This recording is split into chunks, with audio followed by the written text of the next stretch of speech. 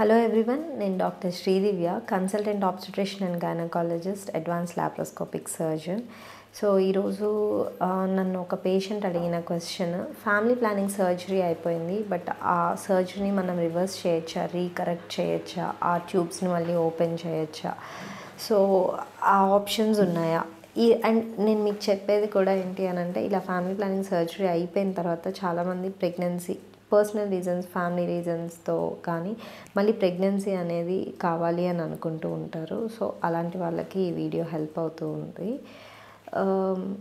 ఈ tubal reversal surgery అనేది ఒక సెలెక్టెడ్ గ్రూప్ ఆఫ్ పేషెంట్స్కి మాత్రమే చేయటానికి అవుతుంది. ఎందుకంటే దీంట్లో సక్సెస్ రేట్స్ అరౌండ్ 50% మాత్రమే ఉంటాయి. ఆ సెలెక్టెడ్ గ్రూప్ ఆఫ్ పేషెంట్స్లో మాత్రమే మనం ట్రై చేస్తే ఇది సక్సెస్ అనేది వస్తుంది. సో ఎలాంటి క్రైటీరియా మనం చూసుకుంటాము అని అంటే, పేషెంట్ ఏజ్ చాలా ఇంపార్టెంట్. మీ లాస్ట్ ప్రెగ్నెన్సీ నుంచి ఎంత డ్యూరేషన్లో మళ్ళీ మీరు ప్రెగ్నెన్సీ అనేది కావాలి అని అనుకుంటున్నారు, ఎలాంటి సర్జరీ జరిగింది, మీకు లాప్రోస్కోపీ జరిగిందా, ఓపెన్ సర్జరీ జరిగిందా, మీకు ఇంకేమైనా ప్రెగ్నెన్సీ సర్జరీస్ జరిగాయా, అట్ ద సేమ్ టైం మీ ఆ ట్యూబ్ అనేది మనం బర్న్ చేసామా, లేకపోతే ఓన్లీ జస్ట్ బర్న్ చేయకుండా బ్లాక్ చేశారా, ఇలా చాలా క్రైటీరియా అనేది దాని మీద డిపెండ్ అయి ఉంటుంది.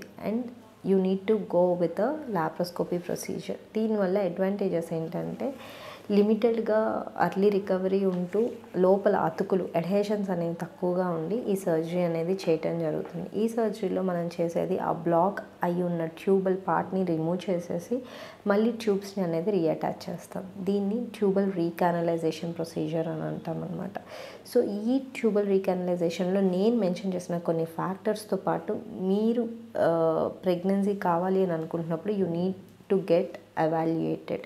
మీరు డాక్టర్ని కన్సల్ట్ చేసి మీరు ఆ సెలెక్షన్ క్రైటీరియాలో ఉన్నారా, you can try for this procedure or not, మీరు చెక్ చేసుకోవాలి. అందరికీ ఈ ప్రొసీజర్ సక్సెస్ అవ్వదు. At the same time risk అయ్యే ఛాన్సెస్ కూడా ఉంటాయి. ప్రెగ్నెన్సీ రాలేక ఆ ట్యూబ్లో ప్రెగ్నెన్సీ ఫామ్ అయ్యే ఛాన్సెస్, అంటే ఎక్టోపిక్ ప్రెగ్నెన్సీ అయ్యి అది ఎమర్జెన్సీ అయ్యే ఛాన్సెస్ అనేది ఉంటాయి. అదర్ ఆప్షన్స్, ఈ క్రైటీరియాలో ఆ సెలెక్టెడ్ క్రైటీరియాలో ఫాలో అవ్వలేక ప్రెగ్నెన్సీ కావాలి అని అనుకునే వాళ్ళకి other option is going for an IVF pregnancy. So ఎప్పుడైనా మీకు ఇలాంటి డౌట్స్ వీటి మీద ఉంటే you can consult me at health city Arlova Medsy hospitals. Thank you.